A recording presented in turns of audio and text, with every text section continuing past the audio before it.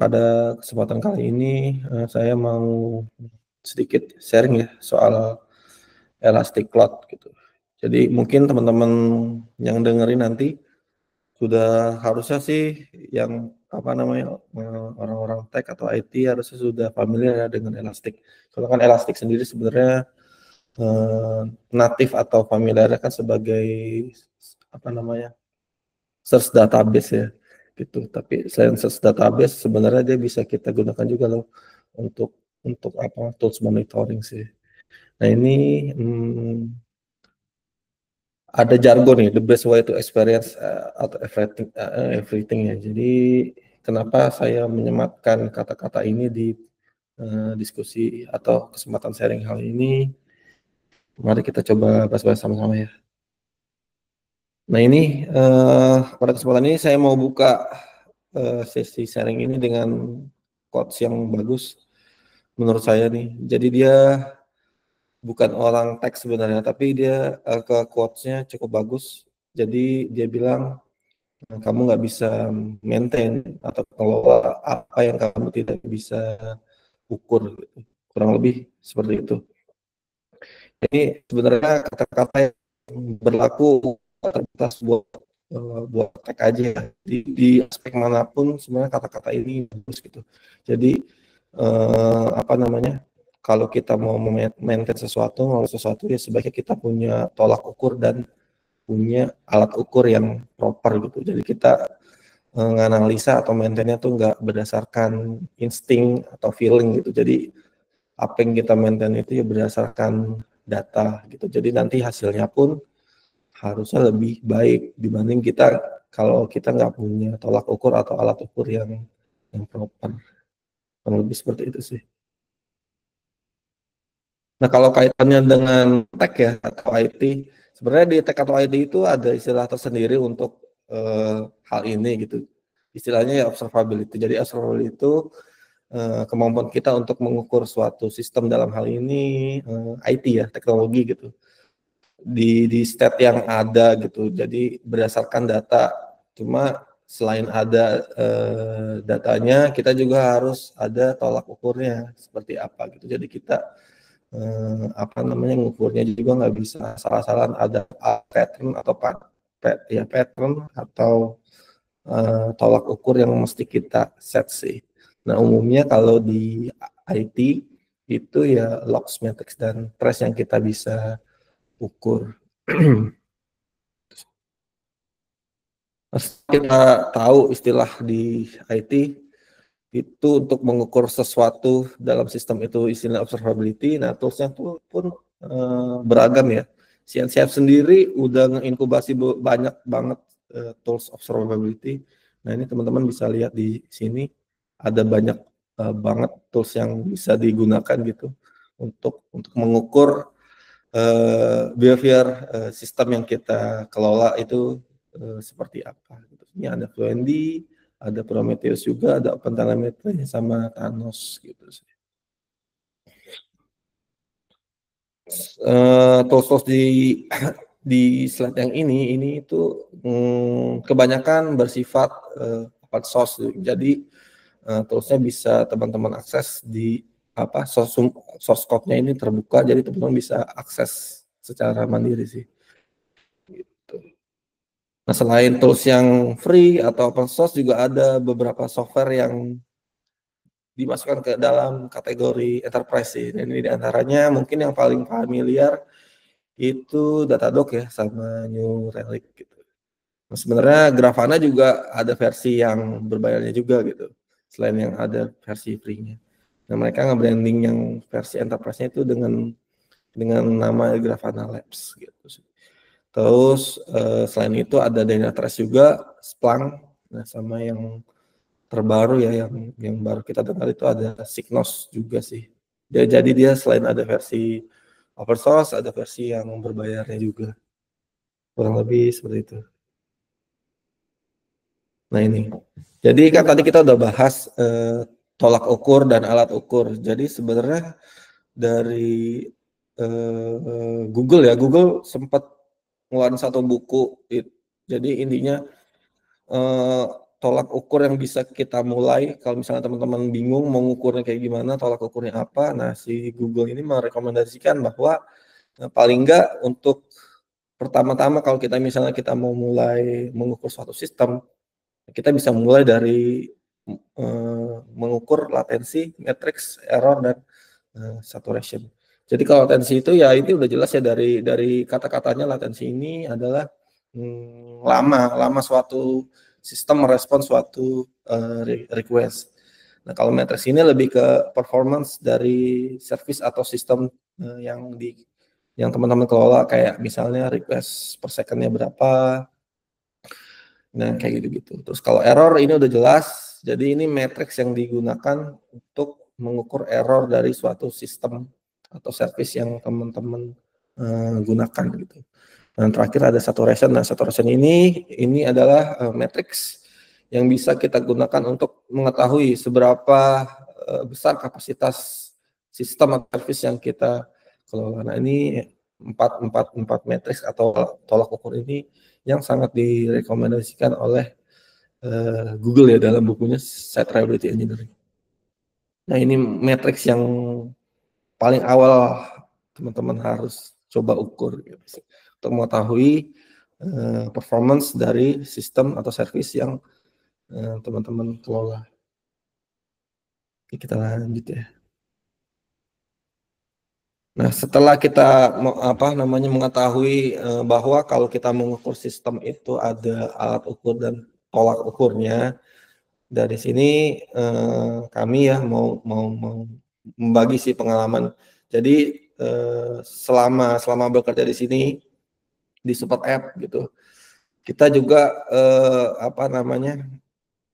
mencari ya kandidat tools observability juga nggak ujuk-ujuk nggak ujuk-ujuk milih yang orang banyak bicarakan atau yang terkenal atau yang banyak orang gunakan juga gitu. Dalam prosesnya ketika kita mencari tools observability ya, kita tentu memperhatikan beberapa tolak ukur yang tadi sebelumnya kita bahas gitu. Metrik-metrik itu juga harus diperhatikan gitu.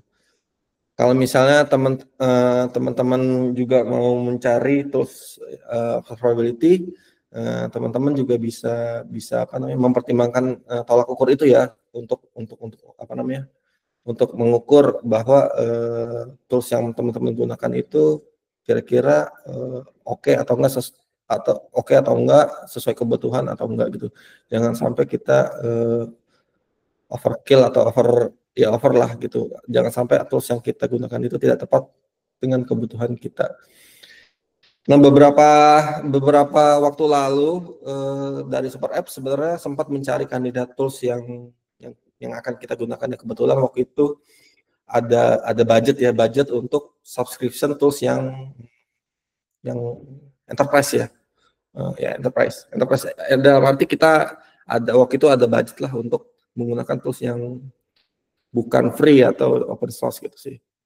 Nah, cuma aspek yang kita pertimbangin ya, pertama kita mau monitoring infrastruktur, jadi kita mau monitor performa server kita, itu harus ada atau wajib ada di kandidat tools yang akan kita gunakan. Terus yang kedua harus ada EPM, jadi kita selain mengukur infrastruktur di server kita, EPM juga harus ada. Jadi selain di layar infrastruktur yang kita monitor, di layar aplikasi juga harus diukur sih.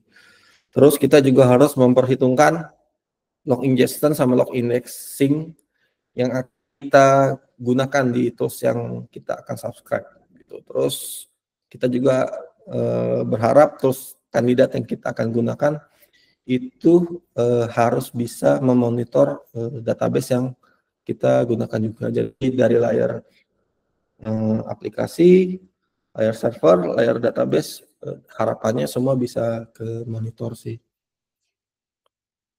Nah, ini beberapa pertimbangan ya waktu itu kita mencari sebuah tools yang enterprise lah kurang lebih. Nah, waktu itu dari sekian banyak kandidat tools itu mungkin kita batasi ya, cuma ada tiga tools aja.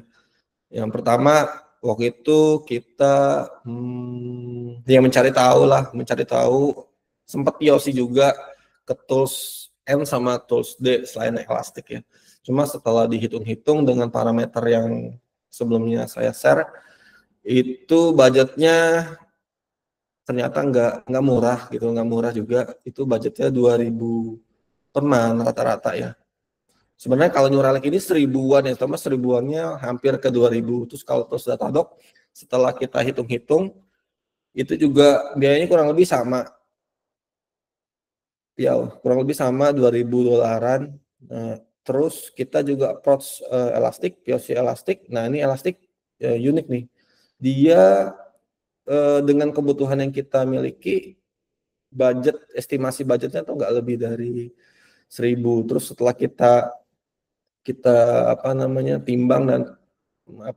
timbang trial POC, nah ternyata di tools N ini dan D ini pricingnya tuh selain fitur-fitur yang mau kita gunakan juga, ternyata jumlah service yang mau dimonitor itu juga dihitung gitu.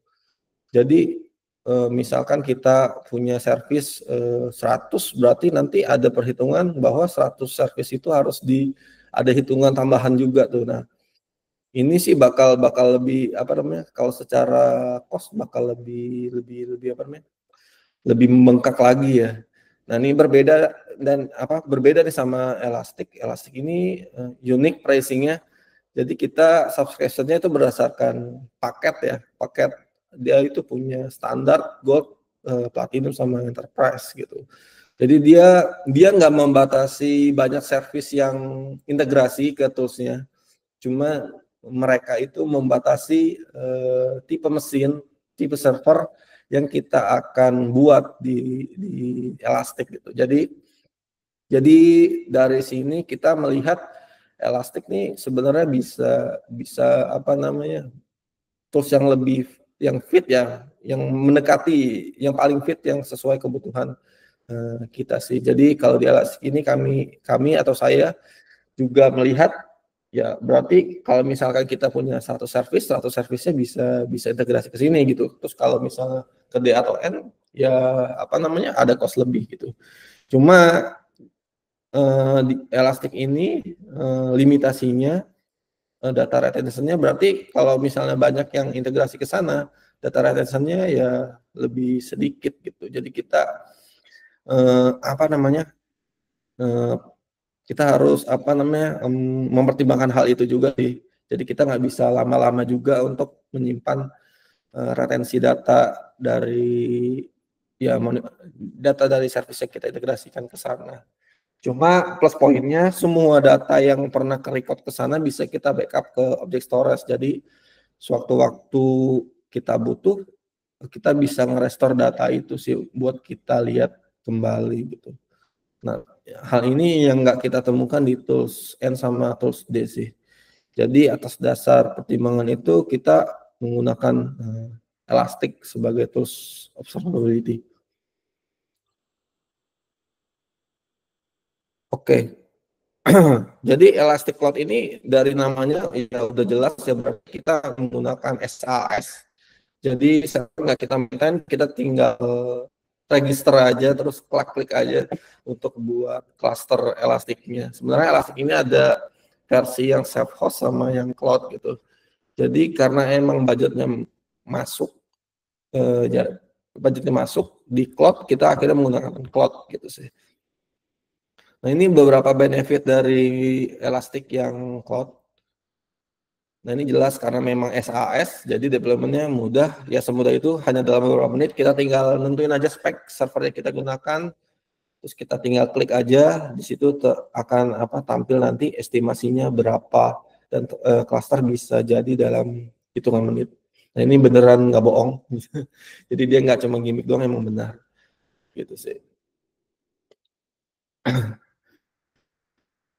Nah, ini screenshot waktu pembuatan server Elasticnya ya di akun Elastic Cloud. Jadi benar-benar tinggal klik aja, misalnya kita mau deploy-nya di mana nih, di cloud Amazon atau di Google, kita tinggal pilih aja, terus mau di region mana tinggal pilih, storage-nya mau tipe yang apa tinggal pilih, spek servernya mau yang kayak gimana juga tinggal pilih aja. Ya tadi cons-nya ya berarti kita nggak bisa lama-lama tuh nge-retain datanya gitu. Jadi data yang disimpan ke sana kalau emang disknya kecil ya berarti nggak bisa banyak-banyak kita simpan datanya di sana. Kurang lebih seperti itu sih. Jadi ketika kita membuat di Elastic ini ya udah selain speknya udah jelas di akhir sebelum kita buat servernya di sana itu mereka ngelambarin juga estimasi billing per bulannya itu berapa. Nah ini di angka $700-an ya. Ini saya di simulasinya sih milihnya tipe instance yang 8 giga ya untuk yang hot data dan yang ROM-nya 4 giga. Nah ini teman-teman kalau memang mau lebih murah lagi sebenarnya bisa aja nge-delete yang warm data tier jadi lebih murah lagi. Jadi cuma jalan di hot data itu otomatis billingnya akan lebih dikit lah, lebih kecil gitu sih. Nah ini, jadi benefitnya ketika kita menggunakan Elastic Cloud ya apa namanya dia otomatis secure. Kita nggak perlu pusing-pusing concern ke hal security karena kalau misalnya saya hosted kan kita harus nge-encrypt lalu lintas datanya, terus nge-hardening operating sistemnya, terus harus mikirin nge-patchingnya gimana kalau ada celah keamanan gitu sih. Terus network security controlnya juga mesti kita pikirin. Kalau di sana udah tinggal enak kita tinggal setting aja mau kayak gimana. Terus cara ngaksesnya juga bisa pakai MFA. Nah ini yang paling penting sih. Jadi secara default kalau kita menggunakan Elastic Cloud dia udah secure ya, secure by default. Nah nih, kalau misalnya teman-teman concern juga terkait compliance, nah si Elastic Cloud ini udah comply dengan beberapa compliance ya. Nah ini di antaranya ada HIPAA, SOC 2, CSA, ISO juga.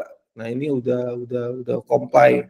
Terus terkait data pribadi juga dia udah apa namanya udah comply dengan peraturan tersebut. Jadi harusnya sih kalau memang teman-teman ada concern dengan compliance, Elastic Cloud ini udah sangat memadai buat teman-teman gunakan sih. Nah ini, jadi yang sempat saya mention, jadi Elastic ini pricingnya agak unik dibandingkan tools yang dua tadi ya. Dia membagi jenis pricingnya tuh kayak paket-paketan gitu. Jadi dia sebenarnya ada standar, gold, platinum, sama enterprise. Cuma kita bahas yang standar dan platinum aja ya. Jadi di standar ini APM sama ya synthetic monitoring itu udah include gitu. Jadi seharusnya kalau teman-teman concern soal tadi yang metrik-metrik yang for golden signal yang diajukan Google di APM Elastic itu udah cover semua. Di sana ada data latensi, ada data request per second-nya berapa, ada error rate juga, semuanya sudah lengkap gitu. Nah, kalau teman-teman ada budget lebih, teman-teman juga bisa upgrade gitu. Subscription-nya nggak terbatas sama standar aja. Platinum pun nggak jauh beda sih. Harganya cuma beda $30. Nah, untuk detailnya teman-teman bisa mengakses situs Elastic langsung ya. Buka aja elastic.co/pricing, di situ ada estimasi biayanya kalau teman-teman mau milih kira-kira paket mana sih yang lebih sesuai dengan kebutuhan teman-teman. Jadi waktu itu ya kita ambilnya yang platinum aja karena platinum itu selain ada APM dan synthetic monitoring, dia ada service maps dan kita dapat support juga tuh. Supportnya 24/7. Jadi kalau misalnya kita mau komplain ataupun tiket yang sifatnya kritikal punya itu 1 jam dia ngerespon gitu. Jadi kalau teman-teman misalnya nemuin error atau ada anomali di Elastic Cloud, apa namanya support mereka itu sigap buat nanggepin komplainan teman-teman gitu. Nah hal ini si support ini udah sempat kita coba juga dan beneran cepat, beneran ngebantu sampai mereka ngajak video call gitu buat bantu mecahin kalau kita ada anomali. Jadi bisa teman-teman pertimbangkan juga kalau memang teman-teman emang kebutuhannya butuh bantuan gitu ya dari elastic specialist ya, teman-teman bisa ngambil yang subscription yang platinum sih. Gitu. Bedanya kalau lihat di website-nya cuma $30. Jadi harusnya sih cukup worth it ya. Gitu. Nah ini. Kalau itu kan tadi yang kita bahas soal feature observability ya. Jadi kalau security-nya juga Elasticloud nggak kalah menarik. Jadi sebenarnya kalau di Elasticloud ini, kalau misalnya kita ngambil yang platinum, dia udah ada built-in SIEM juga. Nah cuma ketika teman-teman mengaktifkan fitur SIEM ini, pastikan server teman-teman yang teman-teman buat di awal itu sesuai dengan kebutuhan SIEM sih. Karena kan banyak banget data yang diolah ya untuk SIEM ini bisa berdiri ya. Terus dia ada plus poinnya juga, dia ada apa namanya, ransomware protection juga. Nah ini teman-teman yang concern soal ransomware ini bisa dipertimbangkan juga karena di paket Platinum Elasticloud itu udah ada fitur yang membantu teman-teman untuk memonitor hal itu sih. Itu. Terus kalau fitur standarnya juga nggak kalah menariknya sebenarnya kalau misalnya teman-teman nggak mau yang platinum gitu. Di paket yang standar Elasticloud ini sebenarnya udah ada malware prevention dan host data collection. Jadi teman-teman cukup pasang agent di server teman-teman, nanti datanya dilempar ke Elasticloud. Di sana kalau teman-teman pakai paket standar itu udah ada malware prevention sih. Dan tentunya ada alerting juga dong, alerting ya. Alerting juga teman-teman itu udah include. Jadi teman-teman nggak usah khawatir kalau misalnya ada anomali atau ada insiden di Elastic ini juga udah cukup proper alertingnya karena bisa integrasi ya ke Slack, Webhook, Jira, PagerDuty kalau teman-teman pakai PagerDuty. Jadi harusnya sih udah cukup atau sangat oke lah untuk teman-teman pertimbangkan sih. Nah ini tampilan dari observability, ini tampilan APM. Jadi seperti yang sebelumnya saya mention di APM-nya Elastic ini udah ada nih metrik latency, throughput, error rate. Ini valid error rate udah ke capture. Jadi teman-teman bisa detail mengetahui karakter sistem atau service yang teman kelola tuh kayak gimana gitu. Ini metriknya udah cukup lengkap, dan cukup proper sih. Jadi misalnya kalau ada transaksi rate nih sebenarnya teman-teman bisa monitor juga, terus teman-teman bikin alert ya supaya teman-teman bisa aware kalau ada sesuatu di sistem atau service yang teman-teman kelola sih. Nah, ini ada latensi, throughput, transaction. Selain itu di Elastic ini dia udah ada built-in dashboard SLO ya. Jadi teman-teman kalau mau ngukur service yang teman-teman kelola nih dia udah ada built-in dashboardnya. Ini ngambilnya data source-nya dari APM. Jadi teman-teman bisa stay up to date pada sistem atau service yang teman-teman kelola gitu. Kalau misalnya teman-teman punya OKR atau KPI, misalnya menjaga latensi dan ketersediaan service teman-teman, nah teman-teman bisa menggunakan fitur ini di Elastic. Ini kurang lebih dashboard itu ada di versi 88 atau 89, saya lupa, antara segitu. Dia udah ada built-in dashboard SLO. Jadi teman-teman nggak perlu repot bikin custom dashboard lagi buat memonitor SLO dari service atau sistem yang teman-teman kelola. Dan tentunya ini udah bisa diintegrasi juga ya ke alert. Jadi misalnya teman-teman bisa set aja tuh dalam threshold tertentu dia akan mengirimkan alert ke chat group yang teman-teman gunakan sih. Nah selain itu dia ada fitur service map juga, jadi dia bisa nge-mapping traffic atau jalur komunikasi antar service. Kalau misalnya teman-teman mau cari gambaran service teman-teman itu alurnya kemana dan hit kemana, di hit sama siapa, di Elastic ini udah ada built-in service map, jadi teman-teman bisa ngecek ngecek jalur ya, atau jalur komunikasi antar service-nya teman-teman kayak gimana. Di sana juga ada informasi tentang latensi dari service A ke service B itu seberapa besar, terus request-nya berapa banyak. Nah, teman-teman bisa lihat di sana juga. Nah, ini salah satu fitur yang cukup oke juga buat kita monitor gitu. Nah, tadi kan kita sempat bahas udah Elastic itu sebenarnya udah punya built-in dashboard loh. Nah, sebenarnya kalau misalnya teman-teman kurang serak atau memang dirasa ada dashboard yang pengen di custom lagi, nah teman-teman bisa juga tuh ngebikin custom dashboard gitu. Data source-nya bisa dari APM atau dari log yang teman-teman kirim ke Elastic sih.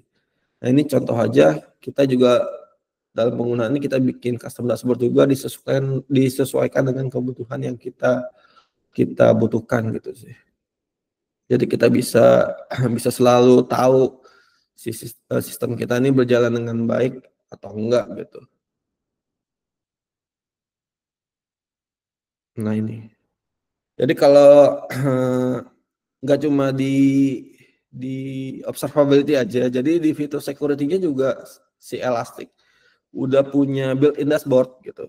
Built-in dashboard. Nah ini yang saya tampilkan ini built-in dashboard terkait audit sih. Jadi dia udah punya built-in dashboardnya, dia bakal nge-capture event-event apa aja yang terjadi di server ya, di server sih itu terutama.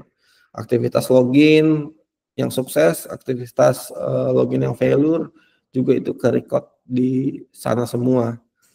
Jadi ini cukup lengkap deh. Nah ini yang security juga ada apa namanya? Ada built-in dashboard yang seperti ini juga. Jadi apa namanya? Bisa terdeteksi juga kira-kira ada berapa banyak user sih yang nge-hit sistem atau service kita dalam satu waktu gitu. Nah ini udah ke capture jelas sih. Sebenarnya kalau memang teman-teman kurang serak dengan built-in dashboard yang disediakan Elastic, ya kembali lagi teman-teman juga dikasih kebebasan sama Elastic untuk ngebuat custom dashboardnya gitu. Jadi nanti teman-teman bisa gunakan data source security ini untuk membuat custom dashboard yang teman-teman inginkan sih. Nah ini data-data yang kita capture selama kita menggunakan Elastic. Ini kurang lebih data awal tahun ya sampai Oktober. Jadi kurang lebih kita menerima alert dari awal tahun sampai Oktober tuh 203 event terkait internal server error ya. Terus yang terkait security kita menerima alert sebanyak 108. Ini kalau apa namanya kita jelas ya ada tolak ukur dan angka dan data seperti ini kita udah jelas nih kita mau ngapain.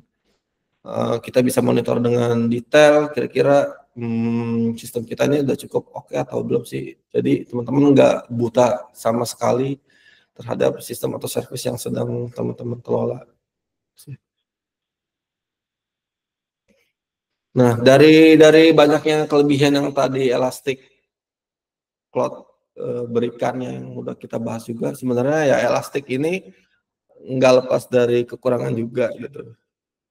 Sebenarnya udah saya share di awal juga, sebenarnya Elastic ini natifnya ini adalah search database ya.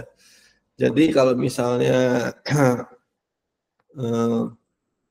apa namanya teman-teman punya ngelola data observability yang cukup besar, itu ada kemungkinan besar teman-teman bakal nemuin performance isu sih gitu. Karena kan memang ya Elastic itu natifnya search database gitu. Jadi ketika datanya besar ya dia kurang kurang kurang optimal aja sih gitu.